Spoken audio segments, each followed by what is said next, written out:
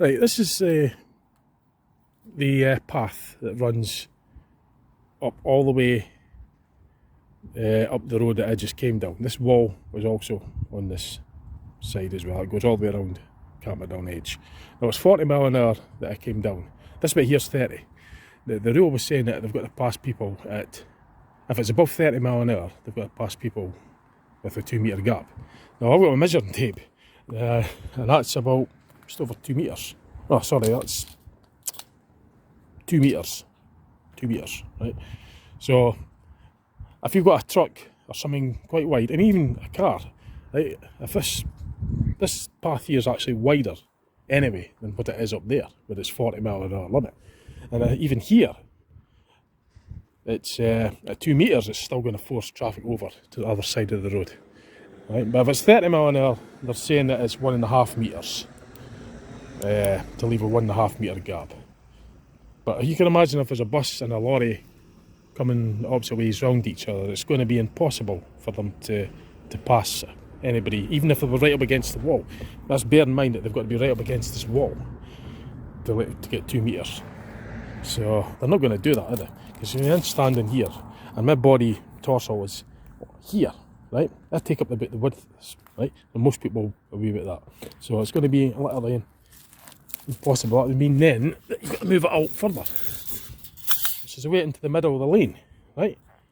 Because I'm standing here, and that's passing somebody, they've got to pass by a gap like that. And that's at 2 metres, and at 30 mile an hour limit, it's 1.5 metres. So I don't know how that's going to work. I think it's impossible actually, right? It's common sense. If people are walking on a narrow bit of the pavement like this, then you're going to give them as much room as possible, safely. But with a rule like that, it makes it impossible now. As I've measured it out. I mean, this is actually, as I said, this is even wider. In fact, you've got this overgrowth here as well. There's where the curb ends, right? You've got all that there. So, as I say, you're measuring from there, you'll be way out into the middle of the road if you were to pass it as the distances that they were wanting you to pass it. Now, the other thing I was going to mention as well, right, about the corners. Now, this is quite a dark corner. So, you could get roads that are fast moving traffic with no lighting at all, and there could be obstructions, there could be hedges, there could be all sorts of things on the corner. So traffic coming down at speed, imagine it was a 60 mile an hour limit, coming down at speed and it's going into another road that's 60 miles an hour limit.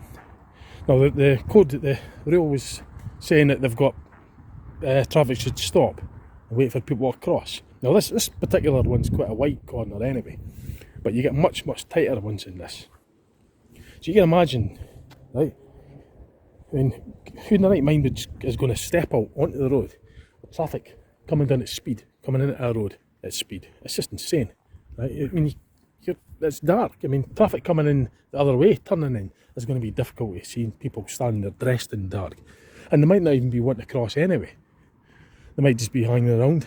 Pedestrians don't have to obey by the highway code rules. There isn't anything to say that they can't stand there and they could be on their phone, they could be doing whatever they're doing. They don't necessarily have to be crossing.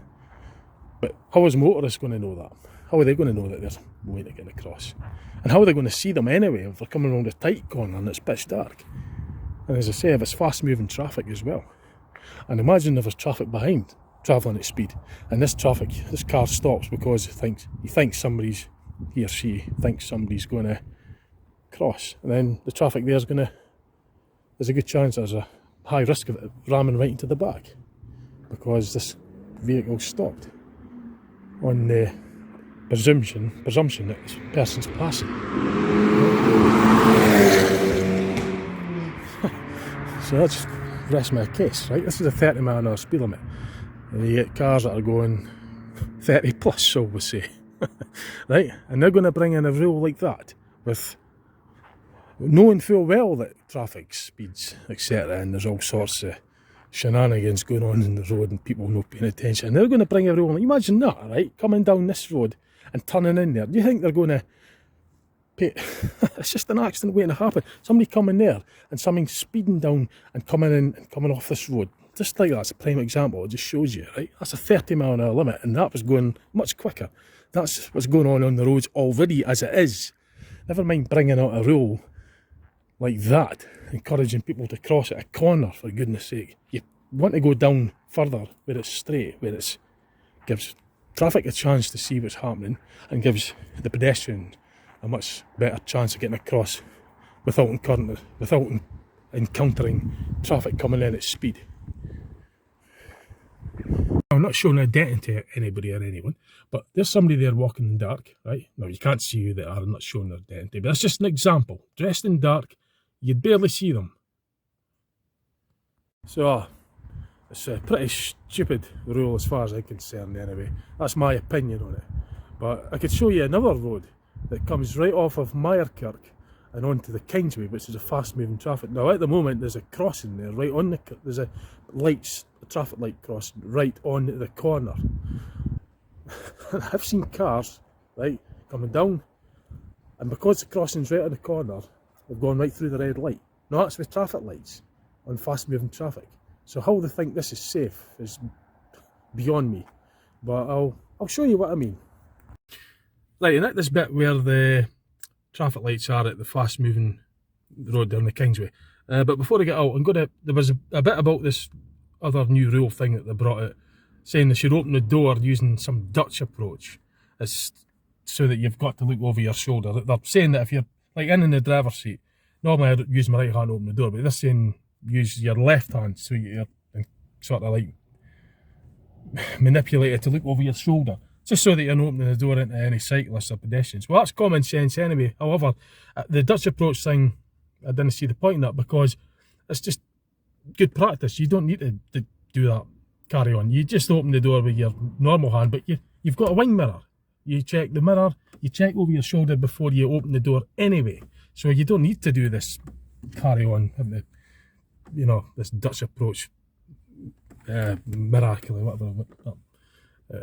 But anyway, you just look at in my opinion, I've always done it. It's like you're driving, you look in the mirror, you check over if you have to, you check, right? So if you're opening the door, you check the mirror, look over your shoulder, and just make sure, check again, make sure nobody's coming. You don't hate to use this Dutch approach method where you put your left, open it with your opposite, well, you open it with your opposite arm. So if you're in the passenger side, you would then use your right arm, well, passenger side in this country, offside, near side, if you go in, whatever, if it's universal, but in Britain anyway, Scotland, right, if you're in the passenger side, they're wanting you, even if you're in the back seat, they want you to use your opposite arm, so it makes you look over your shoulder. I mean, what? You just look at the mirror, and if you're in the back, you look over your shoulder anyway. That's my opinion on it. Well, I'll go and show you this bit of the road I was on about. Officially, it's called the Dutch Reach. The Dutch Reach. So I just marked my way down to this bit of the road I was on about. Now the Dutch Reach thing, fair enough, if you want to use it, use it. If you want to do that, I'll not be doing that. I'll just be doing what I always do, check the mirror, check over my shoulder anyway before I open the door. So I just think that it's up to you if you... I just didn't see the point of that. That's my opinion only. Right, this is the fast bit of the moving traffic here, right? No, it's 50 mile an hour limit coming on to a 70 mile an hour limit, and they've got a crossing here. This is the traffic lights for the crossings. Right, it's a heavy congested road. It's a busy road. It's the A road. It's the A90. It's on the way to Perth. This is the southbound carriageway, and they've got these lights. Now I've seen cars coming down off of Myrekirk, right, because there's red traffic lights here. Now, I'm sure if I wait here long enough, now these lights have changed by themselves, right? I'll bet you if I stand here long enough, out of sight, because obviously if I'm standing here, I'll draw attention, right? And then they'll be more aware of what's going on. I've seen cars, right, going through these lights on a red. Now, I'm not going to get, if I do see any, I'm not putting them on the number or anything like that. It's just highlighting the dangers that are here already about crossing at corners, right? So these, as I say, that's Myrekirk Road. That's the 30 mile an hour, that's coming on, this is the A90. Once these lights go to green, the traffic sign's got the right of way to go either left, straight on up that way, or turn right onto the A90 northbound. Now, these lights have sort of been changing themselves, there's nobody at that crossing, but I've seen them going to red. I'll bet you if I was to hang out at site, I'd catch a car going through them on red, because I've seen it that often. But I'll not be putting any numbers on or anything like that. I'm just highlighting the dangers, right, that drivers have a difficult enough time with what there is here already, and they don't need it. And that's without these unnecessary, well, they're just stupid rules as far as I can see. And this rule, right, it didn't stipulate which road either. It just says if a pedestrian's waiting to cross a road if a pedestrian's crossing the road on which traffic is about to turn into, the traffic's got to stop and give way to the pedestrians waiting. Now it's a different story if they're already on the road. If they're already on the road and they're coming in the corner, I would obviously stop for them. I wouldn't have just mauled them down, obviously, even though I had right away, I'd just wait, right? Right, I'm not filming him going through that, I'd just pause this a minute. Right, now, obviously with my presence being here, it's going to make them notice these lights. I'm not trying to catch anybody out, just highlighting the dangers. But what is the actual point now that they're going to bring this daft rule up? They brought it came out on the 29th of January this year, 2022, that's Saturday past, right? What's the point of having these, what's the point in having this now, right? There's no point in having a red man. What's the sense? Because they're saying now that they could cross. If pedestrians are waiting to cross, right, they've got the right of way to cross. They didn't say which type of road or anything. That's what I mean, the highway code has not stipulated which type of road. It just said if pedestrians are waiting to cross at a road corner. Right? So what's the point now of having these? I think it's dangerous enough having this crossing here as it is. Right? Without bringing in this insane rule. Got myself out of sight. Now I'm going to see if I can see a car going through it on the red. I'm not going to put the number on it or anything like that. I'm just going to see if I can show. And by the way, there's more junctions like this. This is just one prime example. Now I'm just waiting here for a while. Now like I say, if I do catch any cars going through it, I'm not going to highlight the number plate or anything. I'll just show you the roof or something like that. Something I won't show any identity. As long as it's not showing any identity, and I'll just show you the example of what I mean. It's just how easy it is to get caught out with these lights. Frankly, in my opinion, I think these should be further down. Or better still, they should have a bridge. That way there's not going to be any problem with pedestrians and traffic. But they won't do that because it costs money, you see. So they'd rather put lives at risk. But it should be further down anyway. As I say, that's them turning red now by themselves, as you can see. There's nobody there. I don't know if this is some sort of test or anything. But there's nobody pressing. Well, I know it's sight. I'm just going to see if anybody actually goes through them. But I've changed the grain again themselves. Hang on, it's freezing, but hang on for a bit. See, if it's just it's not so easy for the cars to get caught out coming down and going straight on because they can see the lights in advance. See, it's just more for traffic coming off a Meyercut turning left because they've saw the green lights there for them to go, and there's a zip round there. But because that's too close to the corner, in my opinion, it's too close to the corner. It should be way further down. See, there's another example. That's them changing themselves. I don't know why they do that, but there's nobody crossing. I should have maybe waited till peak time because there's a lot more traffic and there's a better chance. As I say, I'm not going to highlight the number. You'll just see like something going through them. But if there's any distinctive identification marks on it, I won't put it up. But if it's just something that won't actually, you know, I'm not here to highlight anybody or anything. It's just pointing out the point in principle about how dangerous it is to position these lights.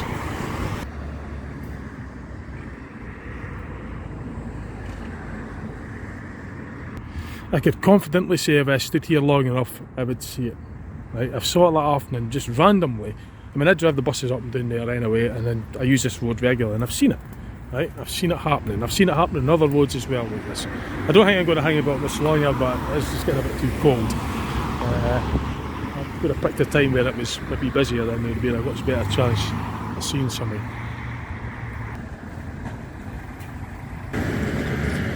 Okay, fair enough, I'm not going to wait any longer. It's just getting a bit cold and getting a bit impatient anyway. I know for a fact, I'll turn my back and then of course I'll see it happening. I'll give it another shot. See that it's on the red here. I'm not wanting it to happen really deep down anyway, because it shouldn't happen. It's dangerous. I don't want people going through red lights. And just here is the catch on the off chance that it happens. I'm not wanting it to happen. I'm just not hanging about any longer. I've had enough. I'm not hanging about there anymore. If we go through it, we go through it. But you know what I mean? You just have to take my word on it. I've saw it happening often enough, right? And I just, as you say, that's the official traffic lights at a crossing, and you still get cars going through them. So how on earth do you think it's safe to have people crossing on dark roads, fast moving traffic on a corner, encouraging them to walk into traffic? Right, they expect motorists to see them. I mean, motorists don't even see the red lights there on the corner, right? And that's lit up as well. So it's quite a tight corner up there as well, but I could go on about this all night, and I'm not doing that. I just wanted to show you what I was on about. And me being a driver as well, because I'm a bus driver, I feel quite strong towards these rules as well. So, another location where I'm going to highlight something out to you regarding these rules. Now the highway code, the new highway code rule didn't stipulate which road. It just said give way to pedestrians waiting to cross a road into which you're turning into or out of, right, at the corner. Now how about this one? Right, it's because the rules didn't stipulate what type of road. Cars coming up Cooper Angus Road, coming off of Cooper Angus Road onto the Kingsway.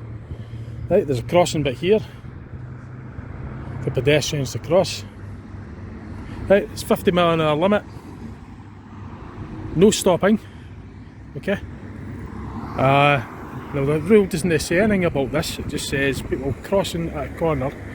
Right, so pedestrians are going to wait there to cross in, and common sense would say you would stop and wait, make sure it's clear before you cross. But now they're giving them priorities to cross. Right, now you imagine cars having to stop here, right, with all this going on. This is a roundabout. Well, it's actually a flyover, but it's in the roundabout sort of format, right? So cars are going to be coming up here and stopping here to let people cross. Imagine it was a truck or a bus, it'd be way to here, right? How could that be safe? It's absolutely nuts, right? And you get much faster moving traffic than this with cross points like that. There's one down at further down towards the old Swallow Hotel. But this is a main intersection, right? And they're thinking that people are just going to get the priority to walk right across and expect traffic to stop here on a blooming roundabout intersection. I mean, come on, that's just madness. Madness. Right, the common sense thing to do as it stands is you would obviously wait here and wait till it's cleared before you cross. You're just going to just walk out there and expect traffic coming off of here when they turn on there at speed, right? Which is what they do regularly, right? Expect them just to stop. It's nuts. It's absolutely barmy in my opinion anyway. It's my opinion on it. That's all I'm doing on my videos, just putting my opinion on it. Anyway, that's that bit done for now. And another location here that I'm going to highlight something else out to you.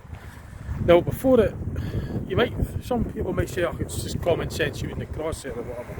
Well, if it was common sense, why didn't they need to bring up these rules anyway, in the first place? Some of the lights. But yeah, why would you, if they're saying that it's common sense you wouldn't do that or anything, but why bring the rules up? You know, you don't need them. Common sense anyway. But here's an example here. This is another point I'd like to point out. Right, it's this stretch here. That's A90 going to Perth. That's 70mph speed limit all the way up to the A90 northbound. So you're southbound to Perth and northbound to Aberdeen. This bit's 40mph limit, and that's Riverside Drive going towards the centre of Dundee. That's 40 as well. Right, that used to be a 50mph limit, and that used to be a national speed limit, 60mph for single carriageway. Now imagine now with this rule, right? A 70mph limit. Obviously they're going to slow down for the circle, but they're going to be accelerating at speed. Right, they'll be going round as fast as safely as you could go. It's fast moving traffic, and they want to keep the traffic flowing. So there's a pavement here for pedestrians to cross it. Right? So they're allowed to, obviously as it stands at the moment, common sense would be is you would stop here, you make sure that it's clear, and you double check, because they could be coming at speed before you cross over, right? And obviously you check that way as well, there is a wee island there. But with this wheel now, they're saying that they've got the priority that you could just simply walk, well, yeah, they're saying that they've got the priority they could walk out and expect traffic coming down to stop. Right, that's fast moving. This is late now. This is well after 9 o'clock. This is 25 past 9 in the evening. So this road is really quiet. But during the peak time, you wouldn't hear me talking. It's busy as anything, right? It's just busy, very busy road, very congested, busy road. Right? You wouldn't hear a thing. So there's traffic everywhere. So you imagine a big lorry or a bus, or even a queue of cars coming off here, turn down there, and somebody wanting to get across, and the car stopping, right, on the circle. Right, imagine the chaos that's going to be. Now, because not everybody will know this new rule, right? They're not going to expect traffic to stop. They're going to go right into the. Good chance they're going to go right into the back of it. Right?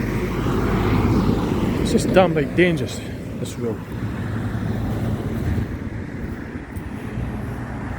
And another thing, it never used to be lit up as much as that as well. This was all dark, this area. So imagine being here, dressed in dark, in the dark, in the fog as well even, and make it icy because it's icy. How are they going to stop suddenly people crossing the road thinking they've got the priority to cross? So here's another point, right? Obviously this road in front is that's just a dead end road, but you get narrow laned country lanes and country roads. Now they're saying they want to pass this rule saying that you want to leave 2 metres to pass a cyclist or anybody on the road or by the road, right? So you've got single lanes and very narrow country roads with passing places, right? And not all of them have passing places either. Some of them are just narrow all the time, and you've just got to make, pull into verts and everything to let traffic pass. Now imagine there was a cyclist or something there, encouraged to cycle in the middle. How is big vehicles or cars even going to get past? It's just going to be a massive tailback. Is that then making the cyclist, putting onus and pressure on them to move to a side or what? I mean, what's the point in saying that you must not, obviously if it's common sense, you're not going to pass them too close, obviously not. You'll pass them at a slow speed if you get closer, if not you just practically a walking pace, but you won't pass them, you don't pass them at fast speeds close anyway. But why have a rule now that you must not, do it? I mean, if it's on a, I'm not saying that you should drive close to them, obviously, and not that you would give them as much room as possible, but what happens on a lane like this, for example, just a single lane, and they're in the middle of the lane, or even if they move to the side and it's not wide enough for a big vehicle to pass, what's going to happen there? I mean, as it stands, right, the cyclist will either move in and the vehicle will pass when it's safe, as it's, well, they're supposed to anyway. But what's happening now with this rule? How are they going to pass? Where's the width going to come from if it's on a narrow road? I mean, I could go on with this for ages. There's loads and loads of points that I could bring up, but I'm not going to bring them all up. Just bringing some of them up. Right, back in the car. So what I'll do is I'll show you what a proper crossing should look like. Right, a zebra crossing. And this is how important it is.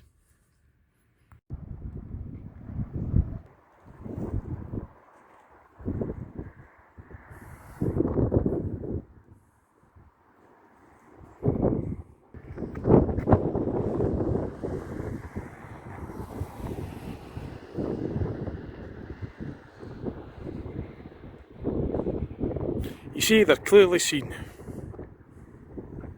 Right, so I'm at an area now where there is a proper crossing, and it's the zebra crossing. Now you can see it for miles, right?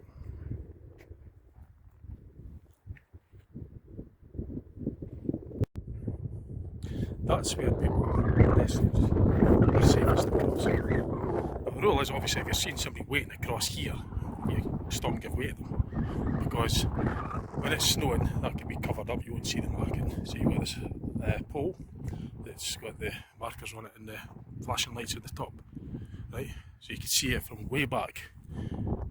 There's a cross point, and you're meant to, and you're motorists, you're meant to stop if you see people waiting to cross. You wouldn't hang around here as a pedestrian. You shouldn't, if you're a pedestrian, you shouldn't be hanging about here, because it's indicating to motors that you're meant to cross. You would stand a wee bit further back, but that's the safe places where they cross.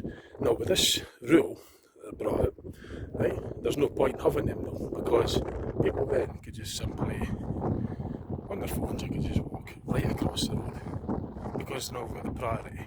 Right, this is quite lit up. There's a lot worse examples. This is obviously well lit and a wide corner, so motors will see them, and it's slow as well, slow traffic. It's below 30, traffic calming area. But there's obviously, these have been around for decades. They work because they're well spotted, they're safe, they're well positioned. That's where pedestrians are supposed to cross. I was taught the green cross code when I was at the school, primary school back in the 80s. Stop, look and listen, try it again, all that stuff, right? I haven't quoted it right here in the video, but it's obvious what you do. You stop, look and listen, and then look again. That's what you do. Now that, as I say, that just undermines, this rule undermines that completely, because it's just giving pedestrians the right of way to cross right across this road, without even, doesn't stipulate anything. It doesn't say that the stop, look and listen should apply all the time anyway, but if they're getting priorities to walk across the road, right, if they're getting priorities just to cross over at a corner, right, they don't, stop, look and listen, where does that fit into it? I was always taught, if you've got to cross somewhere where it's sensible, where traffic could see you and you could see traffic. And there's a obstruction there, right? But this is quite a wide corner. You get much tighter ones than that. So there could be somebody there just waiting to cross, be on their phone, dressing dark, didn't have to look. Might not even be aware. They could be drunk. They could be all sorts. Think they've got the right of way to cross in front. Well, now that they've got the priority because of this rule, this could be a much tighter corner. This could be faster moving traffic. As you saw earlier, that car that was speeding along the 30-mile-an-hour road, it didn't show any identification marks. I'm not interested in showing anybody up. I'm not doing that. That's not what I'm into. But it just shows you that cars will speed. So it's dangerous enough as it is without introducing any more stupid, dangerous rules.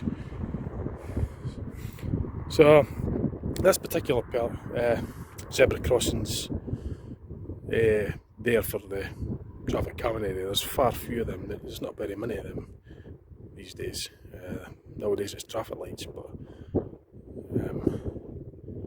why bother now crossing there? It's just, it just totally undermines it in this rule. Just go to the nearest road end, cross there. It's insane. So, I've ranted on long enough. Had a good day actually. A video I went through to Battlewater. That was a last minute decision. Ellentratham and Battlewater Reservoir. I wasn't really planning on it. I just give them all for the one. But I thought about bringing that into the video as well, just to bring it out, just to mention what I thought about it, the rules. If you're not a driver, then it affects everybody. Pedestrians, you don't have to be a driver. The pedestrian it affects. Everybody's giving them cyclists, horse riders, all the rest of it. No, there was only courtesy. Fair enough. Courteous driver, yeah, sure. If I see somebody crossing the road at a corner and they're already on it, then of course I would stop and let them pass. But it's not really ideal if there's cars behind, and they don't expect me to stop. They could run right in the back of you. It's not really what the done thing to do as far as I'm concerned. I think that if you're at a corner, you're better off moving on the straight bit of the road, so you could get a much clearer view of what's coming wrong onto the road, and then cross when it's clear. It was just stop, look, and I got taught all this at primary, all this highway quotes, the green cross, but you didn't have to remember quote. Common sense. When you cross the road, you stop, you're going to look and listen out as well, and double check, and you're looking all wrong anyway. But this rule, I was drummed when I was young. When a kid, it was drummed into you at a young age. You would learn. Fair enough. It was in the 80s and that. There was, I mucked about with mates and that. We used to play cribby and everything. Bounce the ball off the cribs, but there was sort of I don't know, you could say streetwise perhaps. You mucked around. If you nearly got run over, you would know not to do it again. But nowadays, in this 2022, this rule, it's just undermining basic common sense, as far as I'm concerned. I mean, what is it they're trying to do? Make driving so complicated now that they're going to push for this autonomous car thing? I mean, I've got all sort of thoughts and things about it. You know, I don't want to open up these, but to me, it's just a joke, really.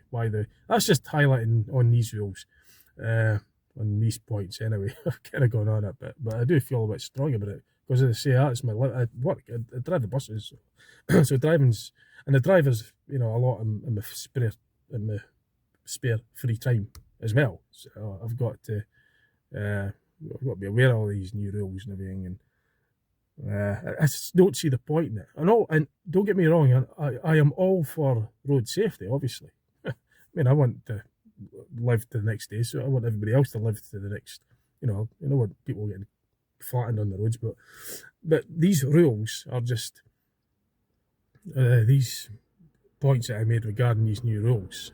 You know, I just felt it worth mentioning anyway.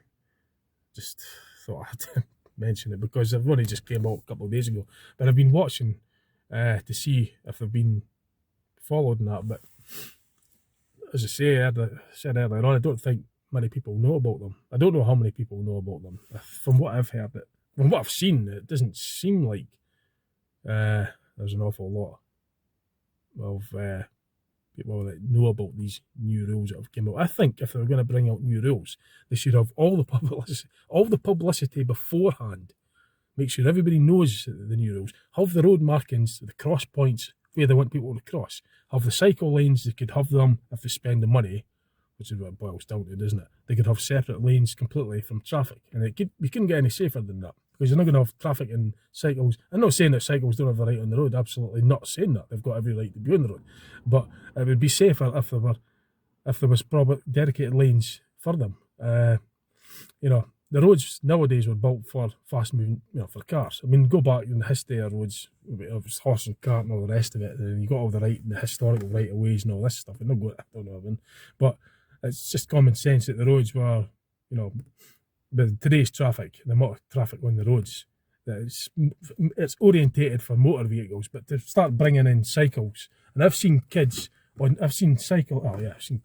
about on the roads as well with their bikes dressing dark, but I've seen bikes with little toddlers in the backs on the trailers, on the push bike in the busy road. It's insane, but I saw it.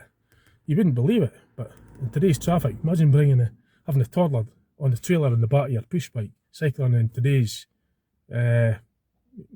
madness traffic. You know, you saw earlier anyway, just seen the speed that car was zipping along that road. It must have been hitting about, that was a performance car that he was accelerating. He was probably pushing about 70 going along that road. He or she was going that fast. You know, he's powering up. He or she was powering up that car. Performance, you saw it, right? It's 30 mile an hour limit. Now there's a cyclist there, right? No highlighting anybody, but there's a cyclist there, right? You can see them, they're not giving identification, right? Now, dressing dark, no lights, nothing. You can barely see them. Showing who it was, I'm not there to show anybody up or anything like that. Definitely I'm not doing that, but you don't know who that was. But I'm just pointing out that that's a cyclist, dressing dark, no lights, and on the road, and they've got priority, increased priorities. I'm not saying that they're not allowed on the road, by no means am I saying that, but I'm saying that they're hard enough to see, right? And they're encouraging them in this new rule to move into the centre of lanes, to move into the centre of the lane on certain situations, and encouraging them to come down the inside, right? The inside of the traffic, which is the near side, where before nobody would expect anybody to do that. I mean, the cycles do it. I mean, if you see a cyclist coming down on the inside, I'd always be aware of them and let them through. You know what I mean? I wouldn't be an arsehole to them. If I saw them coming down, I would let them through, you know, courtesy and that. But not to give them priority to actually do it. I mean, if you're turning left, or turning right even, if you're changing your course in a lane and there's a cycle passing there, they've got the right to pass either side now. They've got the priority to do that, which I think is encouraging danger, because, as I said, it's hard enough to see them at the best of times, and to have them encouraged, they shouldn't be passing, in my opinion, in dangerous situations like that, because, as you say, motorists, it's hard enough but all the blind spots and everything. And I know it's easy for someone that isn't driving just to say, oh, motorists should pay more attention, but it's not just the case of that, right? Motorists might, but others might not. You know, if they've got priorities, they feel like maybe if they do whatever they're doing, and because of this hierarchy, if we have a bump in the car, and because the car's bigger than the cyclist, then it's automatically the car to blame. When this hierarchy table thing that they brought out, the more responsibility on whoever's driving the bigger vehicle. So if a car got hit by a bus or a truck, then the onus is sort of more on the bus or the truck driver to, you know, because of this table carry-on thing, as far as I'm concerned. I mean, don't get me wrong. Obviously, if you're driving a bigger vehicle, you're going to pay more. You know, obviously you're going to be more careful. You know, you're driving a bigger vehicle, obviously. But I don't. I mean, now that the blame can't just automatically be put on somebody that's driving the vehicle bigger. If they hit something smaller, that's automatically their fault. I mean, why are they even bothered bringing this hierarchy table anyway? It's common sense. You didn't need to bring it. Anyway, no. Anyway, I'm not going to rant on about it. I just thought I'd bring that up. Anyway, I'm going to get my tea and starving. Right, I'll catch you later on. Bye for now. Bye. Actually, I'm back again, and just on the way home here, I just spotted an example here with regarding the hedge and how it conceals that corner. I'll show you that corner there. Right, that's obscuring anybody. If anybody was standing there, you wouldn't see them. It's right on the corner. So I thought I'd just bring that up to you. Right, it's tea time for me now. Thanks for watching. Bye for now. Okay. Bye.